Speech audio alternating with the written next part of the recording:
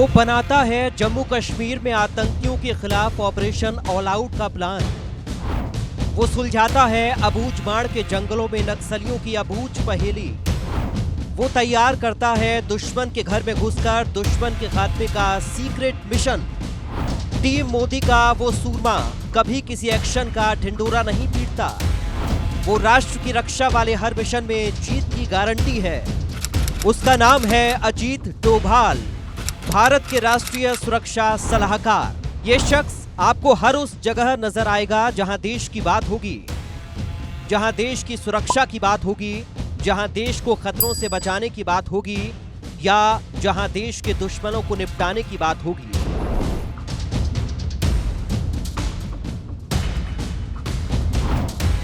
मोदी 3.0 में एक और हैट्रिक है।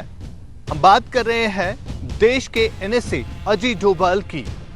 देश की सुरक्षा से जुड़ा कोई भी मामला हो, एनएसए अजीत डोभाल के मशवरे के बगैर कोई भी कदम नहीं उठाया जाता है। जब बात मुल्क की हो तो एनएसए अजीत डोभाल वो है जो पहले ही ऑपरेशन की प्लानिंग करके पूरा खाका टेबल पर रख देते हैं। जासूसी की दुनिया में अजीत डोभाल को जेम्स बॉन्ड कहा जाता है। दुश्मन अब इन्हें 003 के नाम से पहचानते हैं। पाकिस्तान की सेना और खुफिया एजेंसी को सबसे ज्यादा किसी शख्स से डर लगता है तो वो है अजीत डोभाल।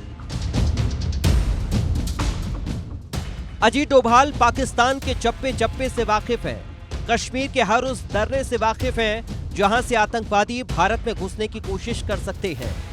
हर वो गली जानते हैं जहां आतंकवादियों के पनाहगार रहते हैं। आईएसआई कैसे काम करती है उसकी एक एक बारीकी को जानते हैं। हाफिज सईद हो या मौलाना मसूद अजहर, उनके खुफिया ठिकाने, ऑपरेशन के तरीके को दुनिया में इनसे बेहतर कोई नहीं जानता। आतंकवादियों को अगला कदम उठाने से पहले ये उस कदम के चारों तरफ जाल बिछाकर खड़े होते हैं। अजीत डोभाल खुद लाहौर, कराची, पीओके और इस्लामाबाद में अंडरकवर एजेंट के तौर पर काम कर चुके हैं। उनको फियर ऑफ अननोन है और जब भी कोई परिवर्तन आता है, any time that a change comes, उसके साथ में जुड़ी हुई anxieties and fears are always there.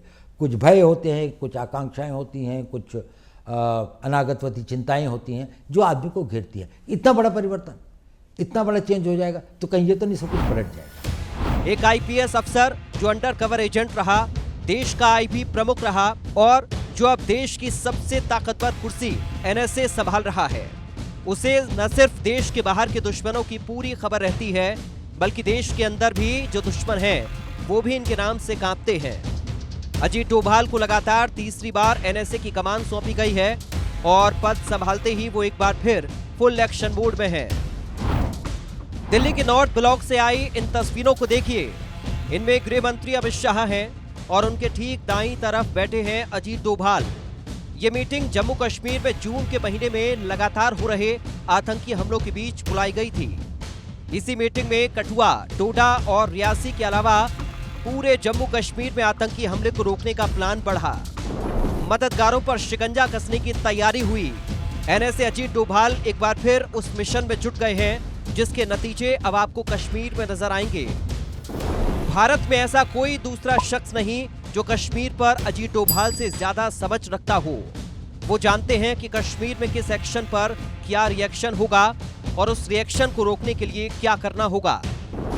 Jammu Kashmir में दफा 370 टूटने के बाद जब ये लग रहा था कि कश्मीर में अशांति हो जाएगी, कश्मीर में बारूद बरसेगा, कश्मीर ददक उठेगा, उस वक्त अजीत डोभाल कश्मीर में बैठकर कश्मीरियों के साथ बिरयानी खा रहे थे और लगातार कश्मीरियों के साथ बातचीत कर रहे थे। We cannot have peace and war at the choice of our adversary. If we have to protect our interests, we will decide when and with whom and on what terms we will have peace. When our core interests are involved, there is no question of peace at any cost. There has got to be a peace. We want very good relations with our neighbors, Pakistan included. We would like to have good relations with them. We would like to have very normal relations with them.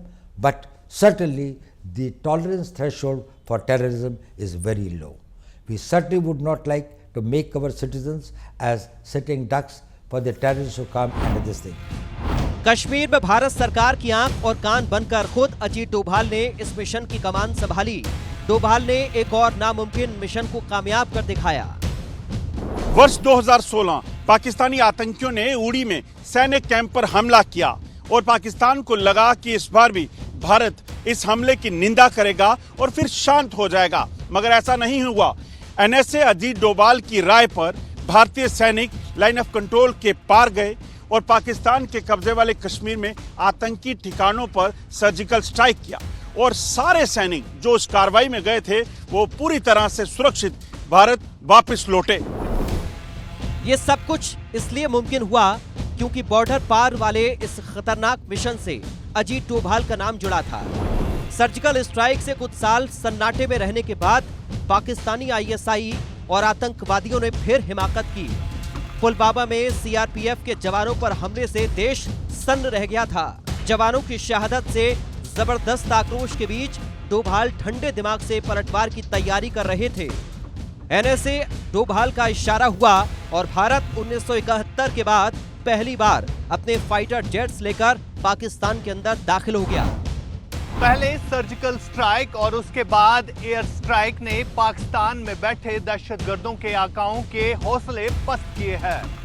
अब भारत को मैली नजर से देखने वालों के खिलाफ action plan तैयार हो रहा है। लगातार पाकिस्तान की तरफ से दरअंदाजी की कोशिशों को रोकने के लिए अब डोभाल का एक्शन प्लान पाकिस्तान को झेलना होगा। See, between 2005 to 2014, we had Bombay, we had Pune, we had Kanpur, we have got Delhi, we have got this whole range of this, Bangalore, Ahmedabad and other. What was the whole range of this thing the country was being this way? If we were not firm, if we were not very decisive, if we did not have the clarity, we will fight it. And we will not beg for peace at any time. ये अजीत डोभाल ही थे जिनकी सलाह पर BSF को आदेश दिया गया कि पाकिस्तान की हर एक गोली का जवाब बारूदी तेवरों के साथ देना है। सिर्फ पाकिस्तानी सेना, आईएसआई और आतंकवादी ही नहीं, अजीत डोभाल का नाम सुनकर भारत का हर दुश्मन थर थर कांपता है। डोभाल का नाम सुनते ही अपना ठिकाना बदल लेता है। कहा तो ये भी जाता है कि 2014 में अजीत डोभाल के एनएसए बनने के बाद कराची में ऐशो आराम से रह रहे दाऊद इब्राहिम ने ठिकाना बदल लिया था और वो अफगानिस्तान की सीमा के करीब रहने चला गया था। लश्कर-ए-तैयबा का मुखिया हाफिज सईद भी डोभाल के नाम से दुबक गया था। एनएसए अजीत डोभाल का 3.0 पाकिस्तान की नींद उड़ाने वाला है। मिशन पीओके को लेकर गृह मंत्री अमित शाह ने जो हुंकार भरी है, उसको अंजाम देने का मादा अजीत डोभाल के पास है। पाक ऑक्यूपाई कश्मीर भारत का है और हम वो लेके रहेंगे। भारत के हुक्मरान किसी भी कीमत पर पीओके को वापस पाने की बात कर रहे हैं। एनएसए अजीत डोभाल के तीसरे कार्यकाल में यह उनकी जिंदगी का सबसे बड़ा मिशन बन चुका है। इस मिशन इम्पॉसिबल को पॉसिबल बनाने के लिए सूत्र बता रहे हैं कि अजीत डोभाल ने पूरी रणनीति तैयार कर ली है और जाल बिछाया जा चुका है। पीओके में बगावत की जमीन तैयार हो रही है। पाकिस्तान सरकार के खिलाफ प्रदर्शन बढ़ रहे हैं। पीओके के लोगों तक ये पैगाम पहुंचाया जा रहा है कि उन्हें बारूद सुरंगों वाली तबाही चाहिए या नए कश्मीर वाली तरक्की। पीओके के बाशिंदे भूख, बेरोजगारी और तंगहाली से परेशान हैं। ऐसे में डोभाल को पता है कि कब कौन सी चाल चलनी है, कब क्या एक्शन लेना है। Post 2019, the mood and the temper of the people of Kashmir has totally changed. People are no more in favor of Pakistan, in favor of terrorism, in favor of this thing. You can see, where is Hurriyat today? Where are those Bandh calls? Where is this Friday Hartals? They have all gone this thing like that. But some individuals, some young boys who are misled or who are this thing, they are getting into this thing. We are doing our best to persuade them. Their families are trying to persuade them. Lot of change has come about, but still there are few persons and some individual tanzeems, the militant organizations and others who are still operated and go by a mistaken notion of their beliefs or whatever is that they want to be the Fidayins and they want to come. they do create problems for us, we are fighting them. And we are fighting them with total resolve.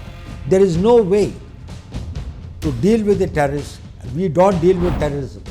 बतौर NSA Ajit Doval देश की national security policy में कई बदलाव ला चुके हैं। उनकी proactive रणनीति का ही नतीजा है कि पिछले 10 सालों में आतंकियों की साजिशें कामयाब नहीं हो पाई हैं। डोभाल का रुतबा देश की सरहदों के भीतर भी बढ़ा है और बाहर भी। प्रधानमंत्री मोदी की टीम में सबसे भरोसेमंद सदस्य के तौर पर अगर किसी का नाम लिया जाता है तो वो नाम है Ajit Doval.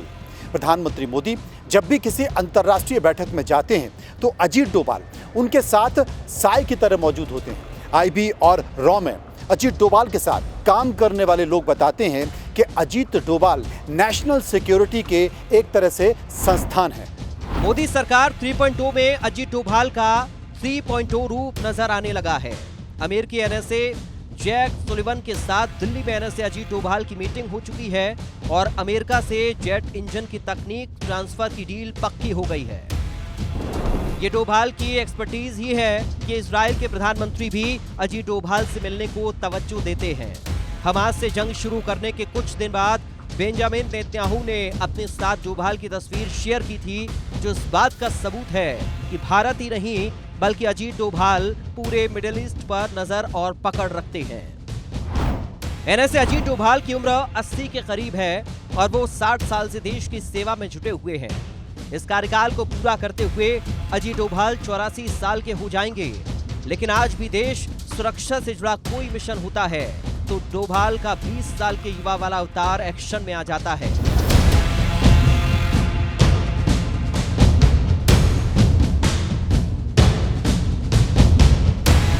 Bureau report, India news.